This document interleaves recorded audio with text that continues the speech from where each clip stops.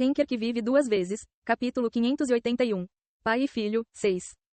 Como, Perséfone fez uma careta ao olhar para o coto onde seu braço direito estava. Ela havia retornado ao templo do rei do submundo, mas seu corpo ainda estava conectado à árvore do mundo. Já que a deusa a quem ela servia, a Mãe Terra, havia assumido o controle de quase toda a árvore. A árvore do mundo transcendeu todos os universos e dimensões e foi responsável por extrair as ideias que existiam abaixo da superfície do mundo. Foi o sistema que governou todos os seres vivos e foi responsável pela reencarnação. Como sua vitalidade veio da morte, foi o suficiente para dominar todos os poderes sagrados do mundo. A razão pela qual Perséfone foi selecionada pela Mãe Terra foi por causa de seus domínios de primavera e sementes. Ela só recebeu o poder de um Deus Supremo por causa de sua conexão com a árvore do mundo. Não importa quanto poder sagrado ela usasse, ela deveria ser capaz de reabastecê-lo rapidamente. Se seus membros fossem cortados, ela deveria ser capaz de regenerá-los instantaneamente. Mas seu braço não mostrava sinais de voltar a crescer. Em vez disso, uma energia estranha permaneceu em torno do ferimento, lutando para entrar em seu corpo. Perséfone estava tentando curar seu ferimento com poder sagrado, mas a estranha energia logo assumiu o controle de seu poder sagrado e começou a envolver sua alma. Perséfone reconheceu isso. Isso é. Uma voz de repente interrompeu sua linha de pensamento. Morte. Mãe. Perséfone enrijeceu. As palavras da Mãe Terra eram agora claras e inteligíveis. Seus pensamentos caóticos que eram incontroláveis no passado se fundiram em um só. Era uma prova de que o seu ego estava começando a restaurar a sua identidade. A invasão foi bem sucedida. A Mãe Terra estava tão ocupada assumindo o controle da árvore do mundo que não tinha tempo para outros assuntos. E foi por isso que ela não conseguiu avançar imediatamente quando os titãs se rebelaram. É claro agora. A Mãe Terra zombou bruscamente. Eu não estou nem na metade. Por que não? Quão incompetentes vocês idiotas devem ser. Perséfone cerrou os dentes ao sentir a fúria da Mãe Terra através do canal.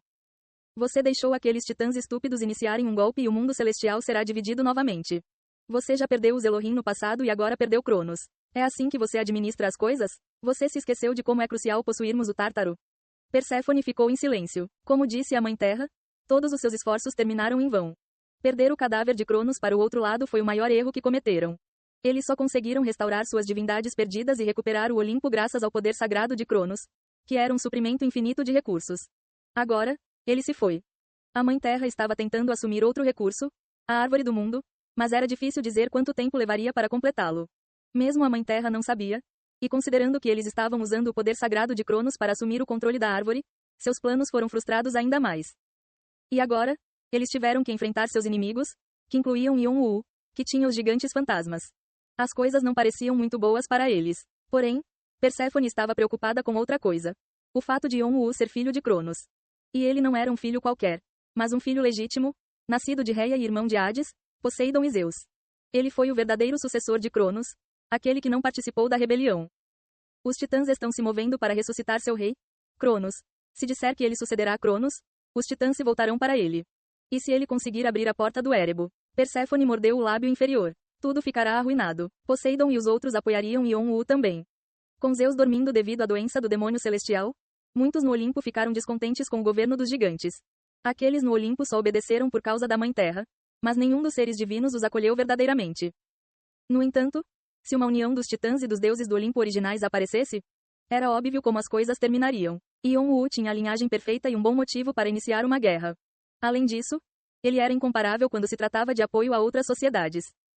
Depois que Perséfone descobriu que Yon-Woo era filho legítimo de Cronos, ela fingiu ser indiferente na frente de Yon-Woo, mas sentiu arrepios percorrendo suas costas o tempo todo. O único consolo era que Alforone estava bloqueando a exuviação e transcendência de Yon-Woo, mas quanto tempo isso duraria? Alforone nunca havia sido derrotado antes. Mas pelo que Perséfone tinha visto de Yon-Woo até agora, ele parecia alguém que algum dia poderia superar o obstáculo que era Alforone.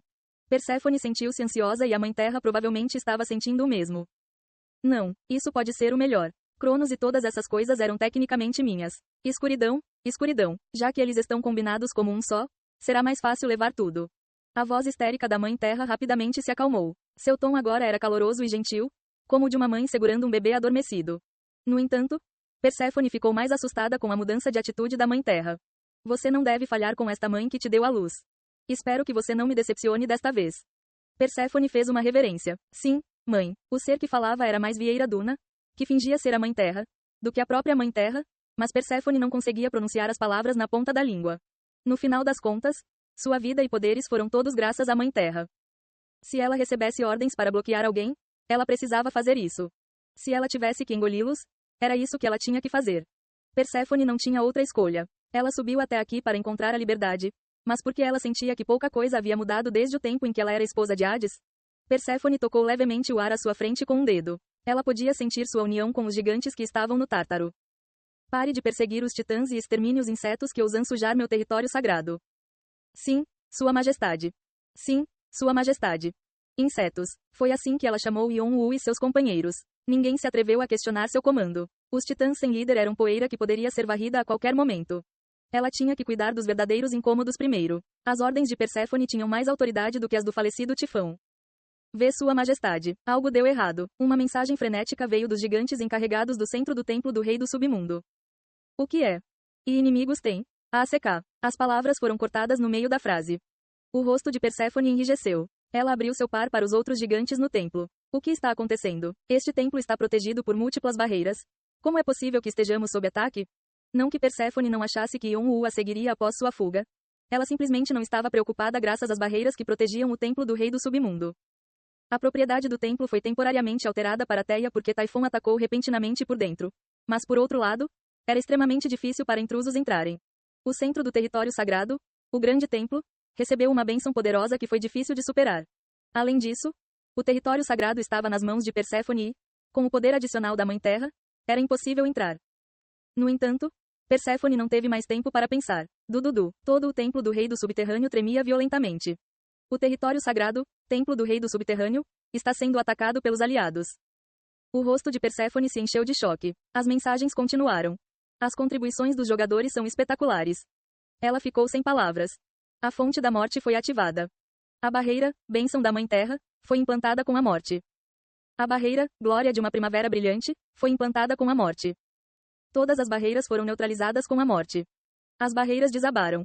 Você entrou no território sagrado de Perséfone, templo do rei do submundo. As barreiras em forma de cúpula sobre o templo encontraram Yon-Wu assim que ele entrou no vazio. Mas Yon-Wu as rompeu com facilidade.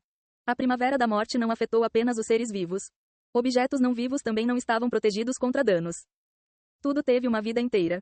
E a primavera da morte poderia acelerar esta vida até o fim. Não importa quão meticulosamente Perséfone tenha colocado as barreiras, elas não conseguiram resistir à primavera da morte. A visão que os olhos de Yon-Wu encontraram quando as barreiras caíram era familiar, já que ele permaneceu nesta terra enquanto estava sob o domínio de Hades. Os majestosos templos de Hades estavam agora em ruínas depois de tantas batalhas.